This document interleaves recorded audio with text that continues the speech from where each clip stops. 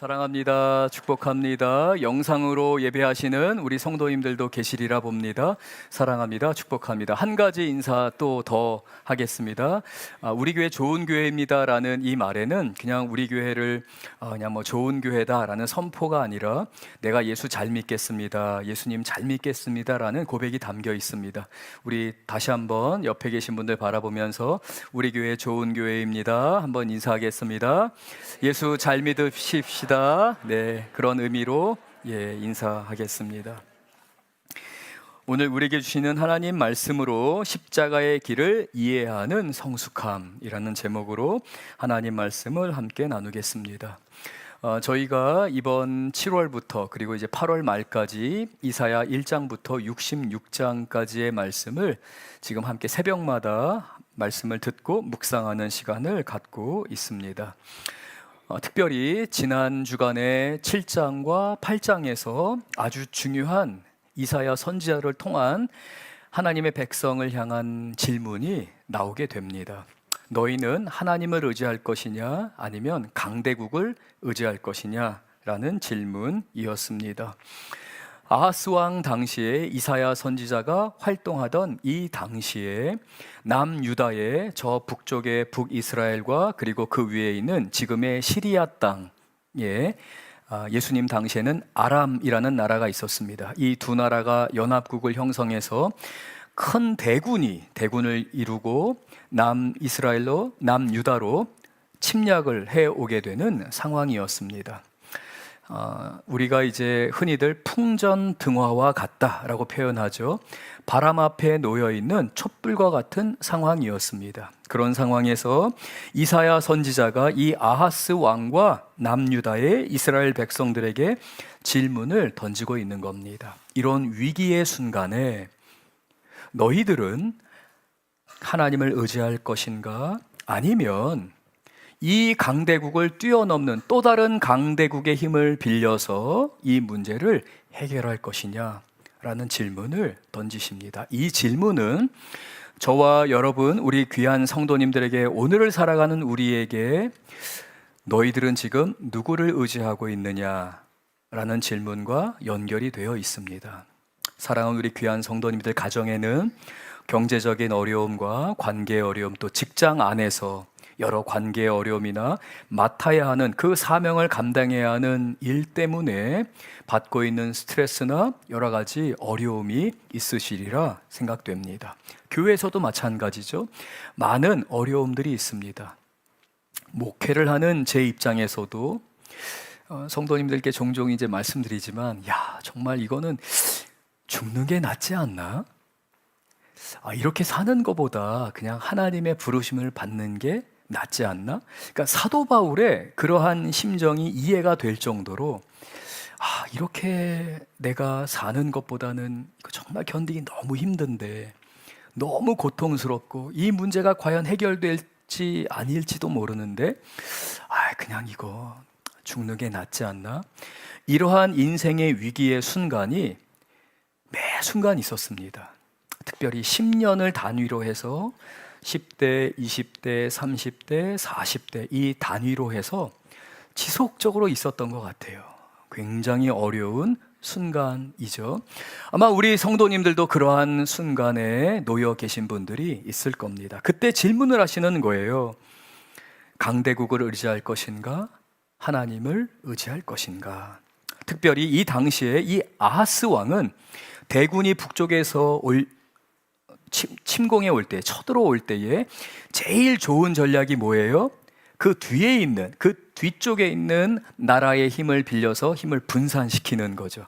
협공을 하는 게 가장 지혜로운 전략일 겁니다. 근데 다행히도 그 북쪽에는 아수르라고 하는, 아시리아라고 하는 엄청난 강대국, 오늘날로 치면 미국이나 중국에 해당하는 큰 강대국이 놓여 있었습니다. 아하스 왕의 입장에서는 내가 이걸 조금만 지혜를 발휘하고 우리나라에 있는 조공을 동원을 해서 갖다가 바쳐서 군대를 동원을 하면 될 것 같은 거예요. 그래서 이 아하스 왕이 하나님을 의지하기보다는 강대국의 힘을 빌리기로 결정합니다. 하나님은 아주 급하게 이사야 선지자를 통해서 그래서는 안 된다라는 아주 급박한 메시지를 아하스 왕과 남유다의 이스라엘 백성들에게 선포하십니다. 이사야는 굉장히 급박한 마음으로 하나님의 마음을 담고 절대로 강대국을 의지해서는 안 된다, 하나님을 의지해야 한다라고 말씀을 전합니다. 그러면서 하나님이 어떻게 말씀하시냐면, 하나님을 의지하지 않고 분명히 빠른 길이에요. 내 경험과 내 생각으로는 이게 분명히 옳아요. 그래서 이 방법을 동원해서 지금 내가 닥쳐있는 이 문제, 돈의 문제이든지 관계의 문제이든지 직장의 문제이든지 어떠한 문제이든지 빨리 해결할 것 같은 거예요. 그때 이사야 선지자가 아주 중요한 영적인 교훈을 선포하게 됩니다. 너희들이 동원한 그 방법, 너희들의 인간적인 생각으로, 너희들의 지혜로 아수르의 힘을 빌려서 당장은 이 문제가 해결되는 것처럼 보이지만 하나님을 의지하지 않았기 때문에 반드시 그 아수르는 너희들 삶의 올무가 될 것이다. 지금 당장은 너희들을 도와주는 손길처럼 보이게 되지만 오히려 그것이 채찍이 되어서 너희를 다그치게 되고 심지어는 너희를 거의 패망에 이르게 만들 것이다. 하나님이 경고하십니다. 사랑하는 우리 귀한 성도님들, 여기서 우리는 굉장히 중요한 교훈을 얻게 됩니다. 하나님을 의지할 것인가, 아니면 내가 볼 때에 이거는 이 사람의 도움을, 이러한 단체의 도움을 빨리 받게 된다면 이 문제를 쉽게 해결할 것처럼 보이는 상황일 때에 여러분은 누구를 선택하시겠습니까? 반드시 하나님을 선택하는 우리 석천제일교회의 교우들 되실 줄로 믿습니다. 왜냐하면 반드시 이게 삶의 올무가 되기 때문에 그래요. 하나님의 길은 더딘 것처럼 보여요. 그리고 하나님께서 너무 오랫동안 응답하지 않으시는 것처럼 보여요. 근데 우리 하나님 그렇지 않으세요. 여러분이 매 순간순간을 견딜 수 있는 그 생명의 은혜를, 그 물방울을, 그 빗방울을 떨어뜨려 주세요. 제가 고백했던 것처럼 저도 그 위기의 시간, 그 어려움의 순간이 있었거든요. 저 개인에게나 우리 아이들에게나 그리고 우리 가족 전체에게 있어서 큰 위기의 순간이 있었습니다. 그때는요, 정말 영적으로 버려진 것 같은 마음이 듭니다. 고아인 것처럼 느껴지게 돼요. 근데 그렇지 않더라고요. 매 순간을 하나님이 견딜 수 있는 그 은혜를 주세요. 아주 작은 것이지만 기도의 응답을 주셔서요, 하나님께서 이것 봐, 내가 너와 함께 하잖아, 인내할 수 있어, 지킬 수 있어 라고 메시지를 주세요. 근데 이게 잘 안 들려요. 왜냐하면 그 문제 자체가 너무 크기 때문에 이게 잘 안 들리거든요. 사랑하는 우리 귀한 성도님들, 우리 앞에 문제가 놓여 있을 때 사실은 그 문제가 전부인 것처럼 보입니다. 그래서 그 문제를 해결하기 위해서는 그 문제에만 집중할 수밖에 없어요. 여기에 두 번째 교훈이 있습니다. 이사야 선지자는 8장 말씀을 통해 하나님의 메시지를 증거하게 되는데요, 문제가 있으면 뭐만 보인다고요? 문제만 보여요. 근데 그 문제 가운데서 하나님은 그 하나님의 백성들을 이끌어 가시고 은혜를 베푸시며 하나님의 역사의 주관을 이끌어 가세요. 그러니까 모든 것이 합력하여 선을 이루시는 하나님의 놀라운 섭리와 손길이 지금도 역사하고 있어요. 근데 이게 안 보여요. 문제만 보여요. 문제만 너무 크게 보입니다. 제가 우리 성도님들의 이해를 돕기 위해서 제가 최근 몇 년 동안 서점을 가서 읽었던 책을 잠깐만 소개해 드릴게요.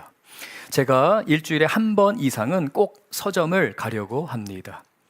그 서점을 가서 베스트셀러 코너와 그 다음에 소설책 코너를 꼭 방문을 합니다. 요즘 사람들이 어디에 관심이 있는지, 어떠한 스토리 또는 어떠한 주제에 관심이 있는지에 대해서 소설을 통해서 익히게 되고요, 또 최근에 어떠한 책들을 많이 읽고 있는가에 대해서 경제, 사회, 군사 여러 방면에 대해서 볼 수 있기 때문에 그렇습니다. 그러면서 제가 일주일에 한 번 서점을 가서 꼭 한 권씩 최소한 목차 이상은 살펴보는 주제가 있습니다. 뭐냐면 인공지능과 로봇에 관한 주제입니다. 왜 그럴까요? 그 주제는 아직도 제가 미지의 세계인 거예요. 아직 어떻게 우리의 삶에 영향을 미칠지에 대해서 명확하게 이해가 되지를 않아요. 물론 우리는 역사를 통해 배우게 됩니다. 인간의 모든 역사들은 해 아래 새 것이 없기 때문에 과거의 역사를 통해 그러한 변환점과 변곡점 가운데에서 나타나는 현상과 그 결과를 통해서 어느 정도 미래에 대해서 유추할 수 있는 게 사실입니다. 그런데 미지의 세계, 아직 펼쳐지지 않은 세계예요. 그래서 전문가들은 어떤 이야기를 하는지에 대해서 인공지능 그리고 로봇에 대한 책들을 쭉 읽게 됩니다. 그리고는 그 비슷한 저자, 대부분 그 저자들이 3년 전, 4년 전에 그 주제랑 비슷한 책들을 대부분 저술을 했습니다. 그래서 그 최근의 책을 읽고 3년 전, 4년 전에는 어떻게 이야기했는지, 왜냐하면 3년, 4년, 이 5년 기간에 더 급격하게 발전을 했기 때문에 그 책들을 같이 이어서 살펴보게 됩니다. 제가 왜 그렇게 읽을까요? 그것은 제가 목회자이기 때문에 전문가는 아니지만 그 전문가의 식견을 빌어서 우리 성도님들을 위해 목회하고 설교하는 가운데에, 그리고 성도님들에게 시대를 향해서 하나님이 무엇을 말씀하시는지에 대해 선포해야 되기 때문에 그러한 책들을 읽습니다. 그것은 저의 사명감이라고 생각합니다. 목회자로서 제가 충성해야 하고 성실해야 되는 영역이라고 생각합니다. 그런데 이러한 명분이 있음에도 불구하고 핑계를 대지 못하는 한 가지, 제가 그 책들을 찾아서 읽는 이유가 있습니다. 불안하기 때문에 읽습니다. 아직 나에게 닥치지 않은 미지의 세계이기 때문에 불안한 거예요. 우리 아이들이 어떤 세상을 살아가게 될 것인가? 그리고 나는 과연 나의 이 미래가 이 다가오는 시대 가운데서 뒤처지지는 않을까라는 불안감이 분명히 제 안에 존재합니다. 물론 동시에 그 불안감과 호기심이 존재하는 것도 사실입니다. 불안감이 부정적인 거라면 호기심은 좀 더 긍정적인 명분이라고 할 수 있습니다. 그 호기심에 더해서 제가 목회를 하는 목회자로서의 성실함이라는 그러한 명분을 더하게 되면 그것만큼 긍정적인 명분은 없을 것입니다. 그러나 사랑하는 우리 귀한 성도님들, 여기에서 다시 한번 우리가 이사야 말씀을 적용하면서 무엇이 진정 지혜롭게 다가오는 그 미지의 세계를 우리가 준비해야 하는가에 대해서 적용해 보고자 합니다.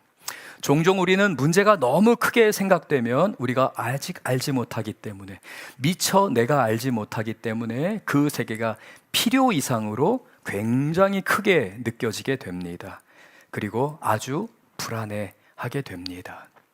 그 불안이 더욱더 커지게 되는 것이죠. 그러나 이사야는 말씀합니다. 아수르가 침공해 올 때에 이스라엘 백성들은 그 아수르가 오히려 채찍이 되어서 이스라엘 백성들에게 문제가 되었을 때에 이게 너무 큰 거예요. 그래서 아하스 왕과 고관들은, 지식인들은 원인을 분석하기 시작합니다. 도대체 이 문제가 왜 발생을 했는가? 아수르는 어떠한 민족인가? 어떤 전략을 갖고 있었는가? 우리에게 얼마나 많은 피해를 줄 것인가에 대해서 그 원인과 그 과정, 그리고 예측되는 결과에 대해서 엄청난 에너지를 들여서 그 제국 안에 있는, 그 나라 안에 있는 지식인들을 동원해서 우리가 어떻게 대처할 것인가에 대해서 온 힘을 기울이게 됩니다. 그때 이사야 선지자가 그 아하스 왕과 이스라엘 백성들에게 너희는 아수르에 대해서 분석하지 말고 오직 하나님이 누구이신지에 대해서 알고 깨닫고 그 하나님의 말씀이 오늘의 삶 가운데 무슨 의미가 있는지에 대해서 말씀을 찾으라, 말씀 위에 살아라 라고 격려하고 그리고 교훈을 줍니다. 다시 한번 우리의 삶 가운데 한번 적용하고자 합니다. 사랑하는 우리 귀한 성도님들, 우리 국가 전체적으로 그리고 이 역사의 흐름 가운데서 우리는 인공지능이나 로봇과 같은 미지의 세계가 우리에게 다가오는 그러한 상황 가운데 있습니다. 이 역사의 흐름뿐만 아니라 우리 성도님들 한 분 한 분의 삶, 개인의 삶 가운데에는 성도님들의 삶에 닥친 경제적인 문제와 관계의 문제, 건강의 문제, 그 가정 가운데 반드시 해결해야 되는 문제가 놓여 있습니다. 그것조차도 미지의 영역, 아직 어떻게 이루어질지 모르는 상황입니다. 많은 경우 우리는 그 문제가 있을 때에 그 문제가 너무 커 보이게 되고요, 우리는 그 가운데서 불안에 휩싸이게 됩니다. 온 정신이, 온 마음이 그 문제에 집중됩니다. 나를 힘들게 하는 그 사람, 내가 지금 닥쳐있는 이 재정의 문제, 어디에서 돈을 빌려올 것인가, 어디에서 이 문제를 해결할 것인가, 우리 아이들 진로를 어떻게 할 것인가, 그 문제 자체만 우리는 보게 됩니다. 그러면 사람이 어떻게 하죠? 그 문제에 더 빠져듭니다.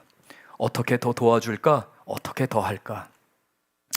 제가 2부에서는 시간이 없어서 나누지 않았지만 또 우리 3부에 있는 성도님들께는 그냥 제 개인적인 이야기를 좀 해드리겠습니다. 저희 아이들이 대학 입시를 앞두고 있는 상황이었습니다. 대학 입시가 되면은요, 부모님들 엉덩이가 들썩들썩합니다. 아이들보다 더 대학 정보를 얻고요, 입시 정보를 얻고 무슨 전공을 하는 게 좋을까? 어느 대학은 뭐가 좋을까? 저는요, 그때 이 정도로 내가 이렇게 열심히면 입시 전문가가 돼도 좋겠다라고 할 정도로 제 엉덩이가 들썩들썩했습니다. 자다가도 일어나서 검색을 했습니다. 어떤 대학을 가면 좋을까? 여러분, 이게 부질없는 짓이었을까요? 아니면 정말 우리 아이들에게 유익을 주는 일이었을까요? 헛짓거리를 제가 하고 있었습니다. 문제가 너무 크기 때문에 그게 제 삶에 굉장히 중요한 주제인 줄 알았습니다. 그래서 제가 쓰지 않아도 되는 에너지와 시간을 그곳에 낭비를 하고 있었습니다. 근데 그때는 몰라요. 왜요? 그 문제가 너무 크기 때문에, 제가 그렇게 하면 그 문제가 해결될 것으로 착각하기 때문에 그렇습니다. 근데 이사야 말씀은 우리에게 무엇을 말씀하냐면, 아직 닥치지 않은 예측 불가능한 상황이지만 그러한 상황 가운데서 너희가 하나님 의지하는 법을 먼저 배워야 하고, 하나님을 아는 지식 안에서 지금 하나님이 어떤 역사를 이루고 가시는지, 지금 나에게 무엇을 원하시는지, 내가 조급하거나 불안하거나 잠못을 이루는 것이 아니라 내가 오히려 그럴수록 더욱더 말씀을 읽고 기도하고 찬양하고 주님께 집중하는 가운데에 하나님이 우리에게 분별력과 명석함과 판단력을 주신다는 겁니다. 사랑하는 우리 귀한 성도님들, 문제를 외면하라는 말씀이 아닙니다. 우선순위가 바뀐 것이죠. 그래서 이사야는 이스라엘 백성들에게 문제를 너희들이 분석하고 아수르에 대한 정보를 너희가 캐내고 얻는 것, 획득하는 것으로 시간을 낭비하기 이전에 너희가 지금 상황이 어떤지, 하나님 앞에 어떤 존재인지, 하나님을 진정 신뢰하고 있는지, 우리 성가대의 찬양처럼 네가 지금 주님이 찾으시는 그 한 사람, 그 예배자인지 스스로를 살펴보고 말씀 가운데 거하라 라고 이사야가 말씀하고 있었던 겁니다. 이 온 시대를 관통해서 주관하시고 인류의 역사를 관장하시는, 주관하시는 우리 하나님이 함께 하시고, 우리는 미처 알지 못하지만 그 미래의 일조차도 전지전능하신 하나님이 다 알고 계시기에 오직 하나님을 경외함으로 하나님을 의지하는 법을 배우는 우리 귀한 교우들 되실 줄로 믿습니다. 이러한 이해를 바탕으로 주님을 의지하는 삶, 그리고 그 주님을 의지하는 삶의 실천으로서 오늘 하루도 내가 나의 십자가를 지고 주님을 따른다고 하는 것이 무슨 의미인지에 대해서 오늘 말씀을 통해 함께 살펴보기를 원합니다. 마가복음 9장 30절 우리 같이 한번 읽겠습니다. 9장 30절입니다. 그곳을 떠나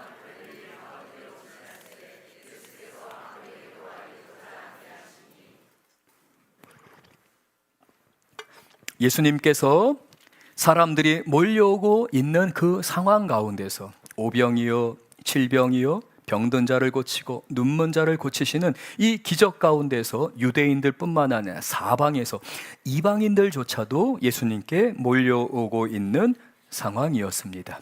특별히 예수님의 선교의 본거지인 이 갈릴리 지역과 가버나움 지역에 이르렀을 때에는 워낙 큰 대도시였고 많은 사람들이 몰려오는 교통의 요충지였기 때문에 더 많은 사람들이 몰려오고 있는 상황이었습니다.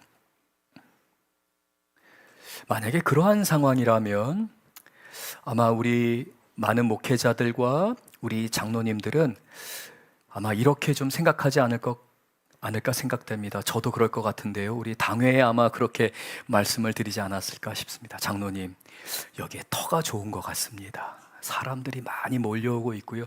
아마 더 많이 몰려올 것으로 예상이 됩니다. 여기에 최소한 1000막이라도 쳐서 우리가 여기에다 일단 터를 닦아야 됩니다. 기본적으로 이 몰려오는 사람들을 다 수용해야 합니다. 아마 제가 그렇게 우리 당회 장로님들께 제안하지 않았을까 싶어요. 근데 예수님은 사람들이 몰려오는데요, 그 사람들로부터 예수님 자신을 감추십니다. 사람들에게 알리지 않고 제자들과 함께 따로 아무도 알 수 없는 곳으로 나아가십니다. 왜냐하면 예수님은 그 몰려오는 사람들의 마음을 아셨기 때문에 그렇습니다. 그 사람들은 지금 예수님이 원하시는 방법, 예수님이 원하시는 가르침이 아니라 그저 자신들이 원하는 것, 자신들이 기대하는 것. 야, 저분이 왕이 된다면, 저분이 우리의 지도자가 된다면 먹는 문제를 해결해 줄 수 있겠구나. 우리에게 최소한 집 한 채는 줄 수 있겠구나. 우리가 이 로마의 압제로부터 벗어날 수 있도록 군사를 동원하고 사람들을 일으켜서 기적과 같이 이 로마 군대를 몰아내고 우리를 안전한 나라로 만들 수 있겠구나. 각자의 계획과 생각이 가득했습니다. 사람의 지혜와 사람의 방법으로 가득한 상태에서 예수님을 따르고 있을 때에 예수님은 그들이 따라오지 못하도록 자신을 숨기십니다. 왜냐하면 예수님의 길은, 하나님의 길은 십자가의 길이기 때문에 그렇습니다. 31절 말씀 같이 한번 읽겠습니다. 31절입니다. 이는 제자들을 가르치시며 또 인자가 사람들의 손에 넘겨져 죽임을 당하고 죽은 지 3일 만에 살아나리라는 것을 말씀하셨기 때문이더라. 제자들에게 굉장히 중요한 교훈을 주셨어요. 너희는 나를 누구라 하느냐? 라고 할 때 주는 그리스도이십니다 라는 고백을 들으시고 예수님이 십자가에 죽으시고 고난받는 것에 대해서 비로소 가르쳐 주셨습니다. 그런데 상황은 정반대인 거예요. 고난이 아니라 사람들이 몰려오는 거예요. 이 사람들을 통해서 제자들이 생각해 보니까 이제 먹고 사는 문제, 이 많은 사람들이 함께 한다면 우리가 쉽사리 공격당하지 않을 거야. 바리새인들과 서기관들과 로마의 군인들이 이렇게 많은 사람들이 우리를 따르고 있는데 우리 함부로 대하지 않을 거야. 아마 제자들은 그렇게 착각했을 겁니다. 그렇게 생각했을 겁니다. 그런데 예수님이 고난받으시고 죽으셔야 되는 것을 말씀하셨기 때문에 그 제자들이 혹시라도 그 가르침에서 벗어날까 봐 그 사람들이 몰려있는 것을 뒤로하고 제자들을 데리고 조용히 물러나십니다. 그리고 다시 한번 가르치십니다. 예수님께서 사람들의 손에 넘겨져서 죽임을 당하고 죽인 지 3일 만에 살아나리라는 것에 대해서 두 번째로 가르쳐 주십니다. 여기에 아주 중요한 단어가 등장합니다. 31절 말씀 다시 한번 볼게요. 이 31절에 이는 제자들을 가르치시며 또 인자가 예수님입니다. 예수님이 사람들의 손에 넘겨져서, 이것은 수동태로 사용되는 단어입니다. 예수님이 스스로 자신을 넘겨지도록 두었다라는 겁니다. 두 개의 주체가 등장합니다. 첫 번째는 부정적인 주체들입니다. 유다가 배반을 했고요. 종교 지도자들 바리새인과 제사장들과 그 종교 지도자들이 모함을 합니다. 모략을 세웁니다. 공모를 하게 됩니다. 세 번째로는 로마의 재판관들, 빌라도와 로마의 군인들이 개입이 됩니다. 그들이 예수님을 죽이도록 예수님이 넘겨주셨다라는 겁니다. 무슨 말입니까? 인간들의 죄악 가운데 스스로를 넘기셨다라는 겁니다. 사랑하는 우리 성도님들과 저의 죄악 가운데 예수님이 넘겨지셨던 겁니다. 우리의 죄가 예수님을 십자가에 못 박은 것입니다. 아이 목사님, 2000년 전에 벌어진 일인데요, 무슨 제가 예수님을 십자가에 못 박아요? 아니요, 우리의 죄 때문에 예수님이 십자가에 못 박히신 겁니다. 두 번째 긍정적인 의미입니다. 온 인류의 구원의 역사를 주관하시는 하나님께, 하나님의 주권에 예수님 스스로가 하나님이심에도 불구하고 성자 하나님이시지만 본이 되셔서 모델이 되셔서 우리를 대신해서 예수님이 스스로를 하나님께 넘겨주신 겁니다. 그리고 그 하나님의 구원의 역사 가운데 순종하셨습니다.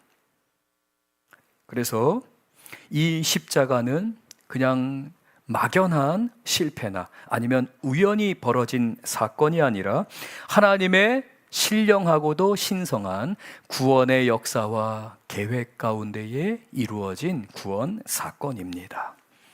이렇게 놀라운 역사와 은혜를 말씀하심에도 불구하고 제자들은 깨닫지 못합니다. 32절 같이 한번 읽겠습니다. 그러나 제자들은 이 말씀을 깨닫지 못하고 묻기도 두려워하더라. 알려고 하지도 않고요, 그리고 깨닫지도 못합니다. 사랑하는 우리 귀한 성도님들, 저와 우리 성도님들의 삶에서 문제가 클 때에, 우리 성도님들에게 특별히 어떠한 중요한 문제가 발생했을 때에 그것이 여러분에게 우상이 됩니다. 그게 자녀이든지 돈이든지 여러분의 명예와 관련이 된 것이든지 여러분의 직장에서의 문제이든지 그 모든 것은 우상이 될 수 있습니다. 그것이 우리의 마음에 깊이 자리를 잡게 되고 큰 문제가 되면 우리는 더 이상 하나님의 뜻을 알고 싶어 하지 않습니다. 알려고 하지 않습니다. 그리고 어쩌면 스스로가 차단합니다.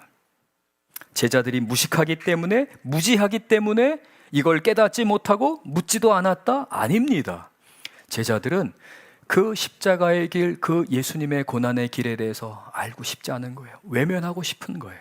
왜냐하면 나의 지혜와 나의 계획과 내가 원하는 것이 나에게 더 유익하다고 착각했기 때문에 그렇습니다. 그런데 이사야 선지자는 분명히 말합니다. 그것은 반드시 우리의 삶의 올무가 된다는 것입니다. 하나님의 방법, 하나님의 길, 하나님이 베풀어 주시는 게 가장 큰 축복으로 우리의 삶에서 이루어진다는 것을 깨닫는 우리 교우들 되실 줄 믿습니다. 그런데 착각하게 되면 두려워하게 됩니다. 그래서 예수님은 다시 한번 제자들에게 세컨 찬스를 주십니다. 깨닫게 인도하시는 거죠. 33절 같이 한번 읽겠습니다. 가버나움에 이르러 집에 계실새 제자들에게 물으시되 너희가 길에서 서로 토론한 것이 무엇이냐 하시되, 이 길은 예수님의 십자가의 고난을 향해 나아가는 길입니다. 그런데 똑같은 길을 걷고 있는데 제자들은 엉뚱한 생각을 하고 있었던 겁니다. 예수님은 바로 그 제자들의 그 잘못된 생각, 이 생각을 고쳐주고 싶으셔서 너희들 무엇 때문에 서로 논쟁을 했느냐, 서로 대화가 오고 갔느냐, 무엇 때문에 다투었느냐, 무엇 때문에 싸웠느냐라고 질문을 하십니다. 34절 제자들의 대답을 같이 읽겠습니다. 그들이 잠잠하니 이는 길에서 서로 누가 크냐 하고 쟁론하였음이라. 제자들은 예수님이 십자가의 길을 걸어가면서 주님의 죽으심과 부활에 대해서 지속적으로 가르치고 계십니다. 심지어는 너무 우리가 우쭐해지거나 교만해지지는 않을까 싶어서 예수님은 사람들에게 알리지 않고 제자들을 따로 떼어서 사람들이 몰려오는 것을 이용하지도 않으셨어요. 오히려 숨기셨어요. 그런데 제자들은 그러한 예수님의 뜻과는 정반대로 오히려 누가 더 크냐, 어떻게 하면 저 사람들 이용할 것이냐, 어떻게 하면 내가 저 사람보다 더 인정받을 것이냐, 너는 왜 나를 그런 식으로 무시하느냐 라고 하며 서로 싸우게 됩니다. 누가 크냐라는 문제로 쟁론을 벌이게 되었습니다. 우리 성도님들이 직장에서 하나님의 부르심 가운데서, 하나님의 소명 가운데서 일을 하실 때에 우리는 단순히 먹고 사는 문제로 그곳에서 일하는 것이 아닙니다. 존 칼빈이 말한 것처럼 우리는 하나님의 콜링, 소명 가운데 있습니다. 그런데 사탄은 우리에게 언제나 먹고 사는 문제가 전부인 것처럼 착각하게 만듭니다. 사랑하는 우리 귀한 성도님들, 성도님들의 가정에서, 그리고 직장에서, 교회에서 십자가의 길을 바라보면서 각자의 십자가를 지고 묵묵히 때로는 눈물을 흘리고 때로는 가슴을 찢으면서 예수님 저 좀 도와주세요 라고 하며 그 길을 걸어가고 계십니까? 아니면 내가 첫째가 돼야지, 너 왜 나 그런 식으로 무시해? 라고 하며 직장에서나 가정에서 배우자보다도 더 자기의 뜻을 내세우려고 하고 주장하려고 하고, 자녀들이 조금만 눈에 거슬리는 행동을 하면 금방이라도 분노를 쏟아내면서 너 엄마 아빠 왜 무시하는 거야? 엄마 아빠가 얼마나 대단한 줄 알아?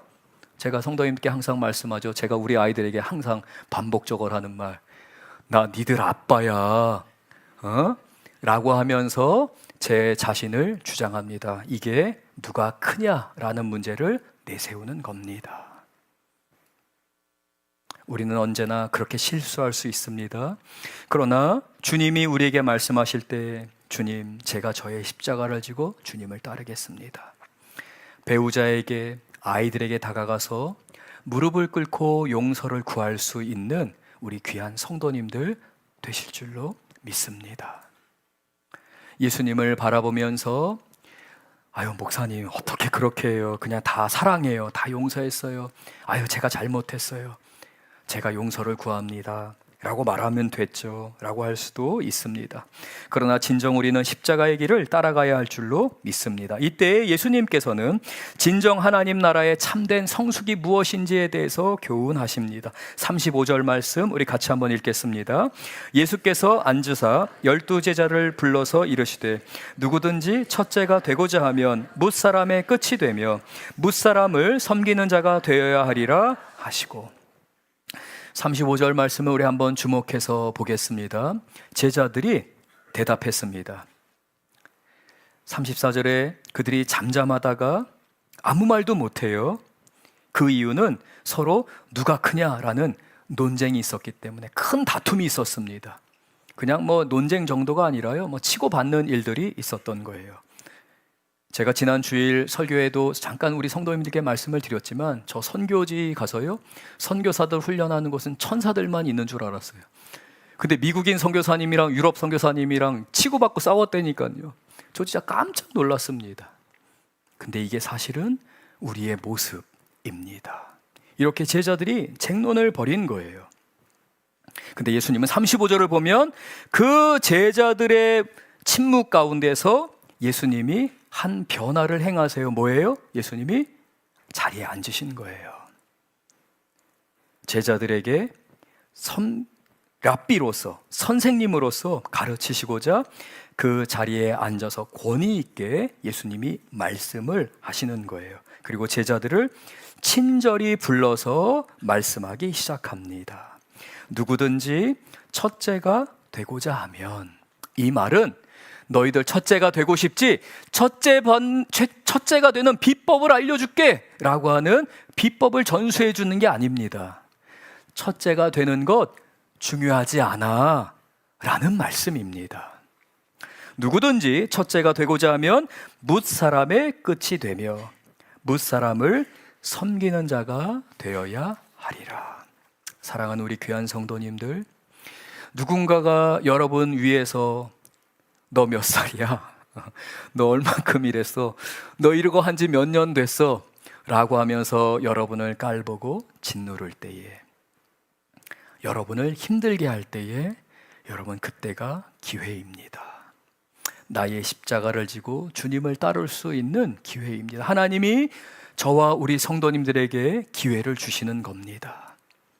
하나님의 영광에 참여할 수 있는 기회, 예수님의 십자가의 길에 참여할 수 있는 기회를 주시는 거예요. 정말 용서할 수 없고 용납할 수 없는 상황 맞습니다. 사람이라면 누구나 여러분이 겪고 있는 그 아픔과 괴로움을 다 이해할 수 있습니다. 당연히 그러실 수 있죠 라고 말할 수 있는 게 인지상정입니다. 그러나 그럼에도 불구하고 우리 그리스도인은 주님 앞에서 그 십자가를 감당해야 합니다. 36절, 37절 같이 한번 읽겠습니다. 어린아이 하나를 데려다가 그들 가운데 세우시고 안으시며 제자들에게 이르시되 누구든지 내 이름으로 이런 어린아이 하나를 영접하면 곧 나를 영접함이요 누구든지 나를 영접하면 나를 영접함이 아니요 나를 보내신 이를 영접함이니라.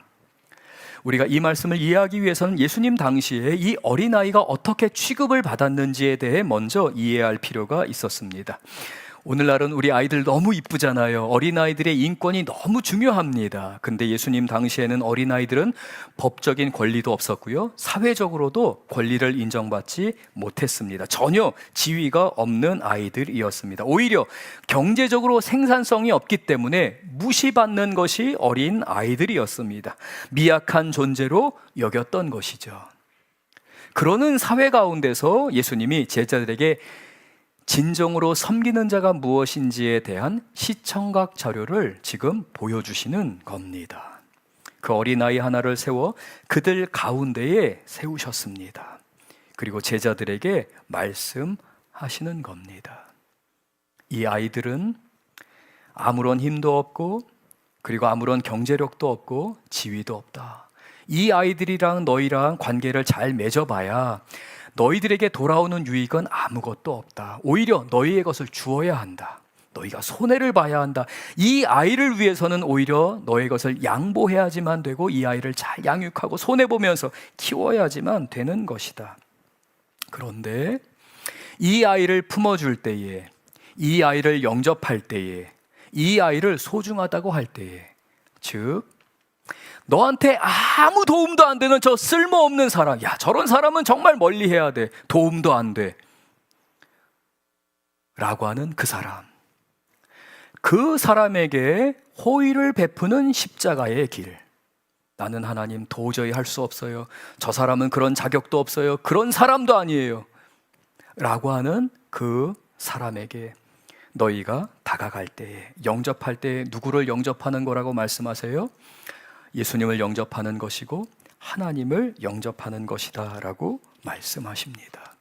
말씀을 정리하고자 합니다. 우리 성도님들께 설교하면서 한번 소개해드렸던 피케트의 돌격이라는 예화가 있습니다. 이 피케트의 돌격은 미국의 사관학교, 육군, 공군, 해군 모든 사관학교에서 케이스 스터디를 하는 예화입니다. 일화입니다. 미국의 남북전쟁 당시에 남군이 훨씬 우세했습니다. 많은 사람들이 있었습니다.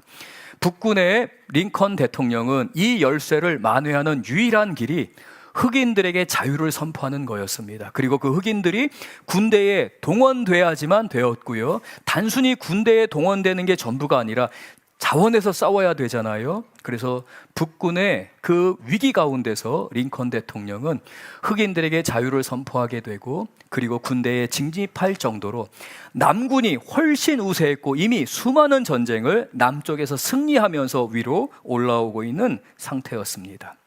그러는 가운데 이 메릴랜드의 게티스버그라고 하는 곳에서 일대의 전투가 벌어지게 되는데, 이 전투가 미국의 역사를 완전히 바꿔버리는 전투가 되었습니다. 이때 남군이 치명적인 실수를 하게 되는데, 그것이 바로 유명한 피케트의 돌격입니다. 이것을 영어로는 피켓 차지라고 부르게, 제가 또 알 발음 이거 안 한다고 그랬었는데 피케트의 차지, 이렇게 이제 불려지게 되는데요. 이 피케트의 돌격은 남쪽에서부터 계속해서 성취를 이루었던 그러한 전술이었습니다. 그런데 이미 북군은 그 뉴저지가 굉장히 공업지역이 발달해 있거든요. 그래서 포와 그리고 총기들을 이미 개선을 한 상태예요. 그래서 이게 이미 전투에 동원이 되고 있는 상황이었습니다. 상황이 굉장히 많이 바뀌고 있었는데 이 남군은 여전히 지금까지 승리해왔던 그 전술을 그대로 이 게티스버그에서 그대로 실천하게 됩니다. 주변에서는 계속해서 이야기합니다. 지금 북군의 상황이 심상치가 않습니다. 무기도 교체가 됐고요.